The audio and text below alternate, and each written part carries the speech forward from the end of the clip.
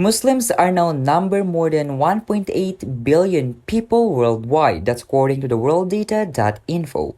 But like all other religions that we have now, Islam is divided and includes several branches that have differing interpretation of the Quran and events in the history of Islam. Now, let's excavate the history of Shiism. Shiism developed out of a dispute between the Prophet Muhammad's followers over who would succeed him as the leader of the Muslim community.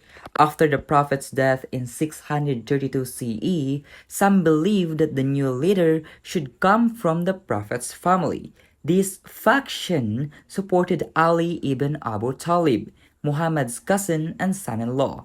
Ali's faction was overruled and the majority chose Abu Bakr, Muhammad's uncle, to succeed Muhammad and become caliph. Ali's partisans continued to support Ali's leadership claim. However, as he was passed over two more times, first in 634 CE in favor of Umar and again 644 in favor of Uthman. Ali was finally named the fourth caliph in 656 after Muslim soldiers murdered Uthman. Ali supporters later become known as Shiite Ali or the partisans of Ali. The earliest sources agree that on his deathbed, Muhammad did not formally designate a successor or make public a plan for succession. Some members of the Ummah or the Muslim community held that God had intended for the spiritual link and the political and military authority associated with it to continue via Muhammad's family. Thus, they held Ali ibn Abi Talib, the Prophet's cousin and son-in-law, should have been the Prophet's immediate successor and thereafter members of Ali's family.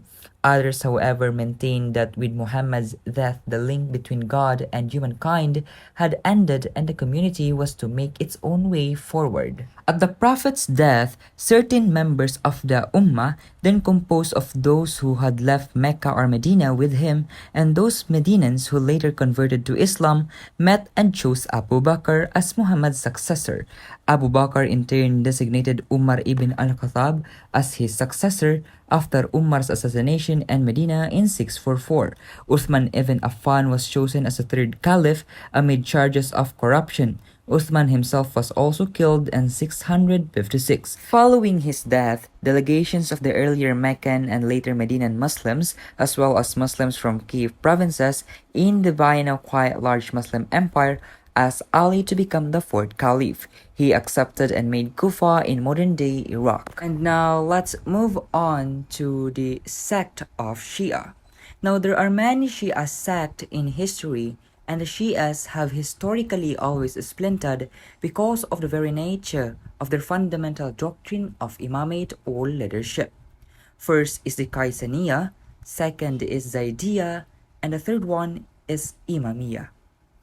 Now, in the first sect of the Qaisaniya, they are ascribed to Qaisan, who is the Mawla of Ali radiallahu anhu, and also the student of Muhammad ibn al-Hanafiya, the son of Ali.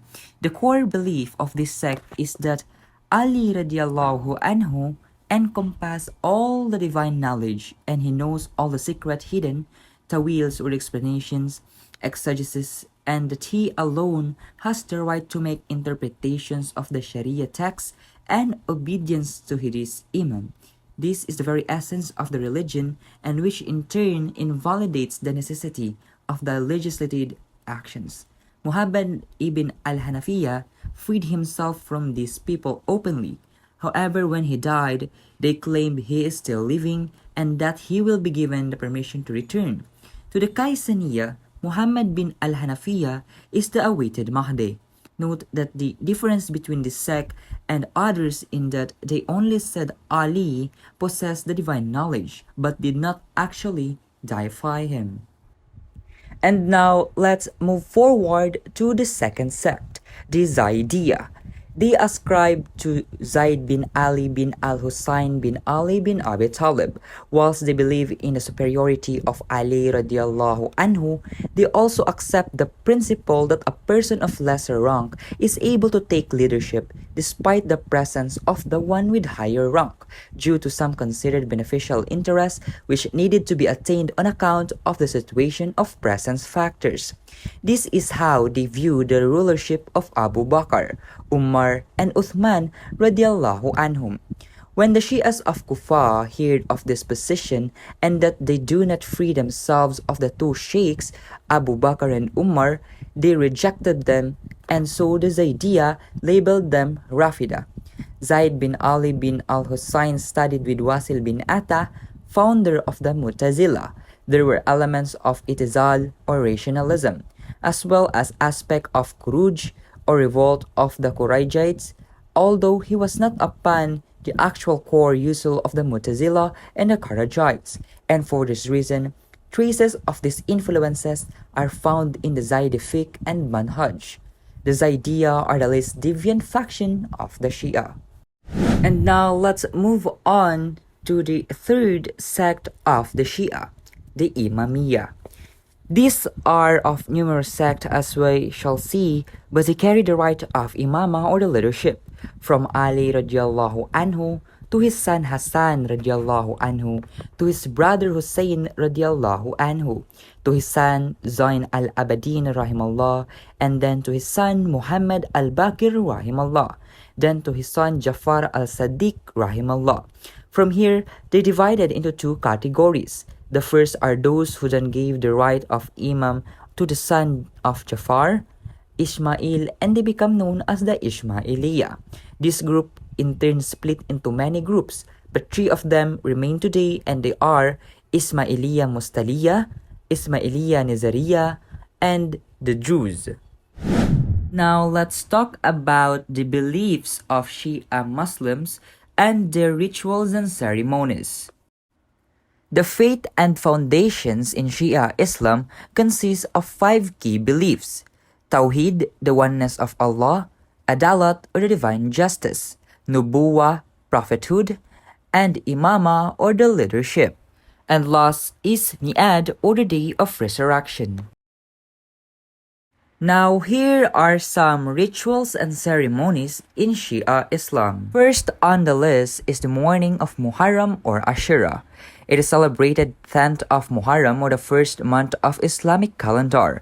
It commemorates the death of the Prophet Muhammad's grandson, Hussein ibn Ali, after he was murdered at the Battle of Karbala. Eid-e-Shuja. It is an Eid for Shia Muslim which marks the end of the mourning period after the events of the Karbala. Eid al-Ghadir, an Eid for Shia Muslim which marks the nomination of Ali, Muhammad's cousin, as a successor of Muhammad. Maulid un-Nabi, celebrated the birth of the Prophet Muhammad. Arba'in Walk, celebrated annually in the 20th day of Safar, second month of Islamic calendar. At the end of the 40-day mourning period following Ashura, the religious ritual for the commemoration of the martyrdom of the grandson of the Islamic prophet Muhammad and the third Shia Muslim Imam, Hussein ibn Ali. Symbols in Shia Islam. Dhul-i-Fikar, the bifurcated sword of Ali, which is worn, for example, on necklaces. It also appears in poetry to symbolize Ali's bravery. The sword was given to Ali by Muhammad, and an audible voice said that there is no brave young except for Ali, and there is no sword except for Dhul-i-Fikar. Second version, the sword was brought down from heaven by Gabriel and brought to Muhammad. Khamsa, which like Ali's sword, is believed to protect from the evil eye according to the Shiite tradition. The 5 fingers symbolize Muhammad, Fatima, Ali, Hassan, and Hussein, as well as the severed hand of Abbas. Green and black turbans are a distinctive Shiite symbol that is restricted to descendants of Muhammad. In Taziyah place, the heroes wear green as the color of paradise. Calligraphy and pictures. Name of Muhammad, Ali, Fatima, Hassan, Hussein, or only Ali are often displayed in Shiite sacred buildings. where pictures of Muhammad and Ali are also sometimes displayed. Sacred spaces in Shia Islam. Kaaba. It is the most sacred site in Islam. It is surrounded by Masjid al-Haram. During the Hajj period, the mosque is able to contain the multitude of pilgrims who pray on the outlying streets. More than 2 million worshippers gather to pray during Eid prayers in Kaaba. Al-Masjid al-Nabawi. It is the mosque of the Prophet, located in Medina, Saudi Arabia. It is the second holiest site in Islam. The edifice was originally Muhammad's house. He settled there after his hijrah to Medina and later built a mosque on the grounds. Al-Aqsa Mosque Compound. Haram al-Sharif, the farthest mosque, the noble sanctuary, is a mosque in the old city of Jerusalem, and it is the third holiest site in Islam. It includes the Dome of the Rock and a silver dome prayer hall, also referred to in English as Aqsa Mosque. Imam Ali Shrine. Exterior view of Imam Ali Shrine. Of the sites accepted by Shia Muslims, the Imam Ali Shrine in Najaf is considered the holiest. Shia Muslims believe that it contains the tomb of Ali. Imam Hussein Shrine. Imam Hussein Shrine in Karbala. Two tall minarets of Abba Shrine are also seen in the picture. Imam Hussein Shrine in Karbala is the second holy site, especially for Shia Muslims. It contains the tomb of Hussein, the third Shia Imam. It also contains the tombs of Ali al-Akbar ibn Hussein, Ali al-Asghar ibn Hussein, son of Hussein's, Ibrahim al-Mujab, grandson of Musa al-Khadim, and the martyrs of Karbala. The Fatima Masumi Shrine in Qom, Iran contains the tomb of Fatima bint Musa, sister of the 8th Shia Imam Ali al-Rida. The Jamkarani Mosque in Qom, Iran. The Jamkarani Mosque in Qom, Iran is one of the primary significant mosques in Jamkaran. Hassan ibn Muthleh Jamkarani is reported to have met the Shia's 12th Imam, Muhammad al-Mahdi.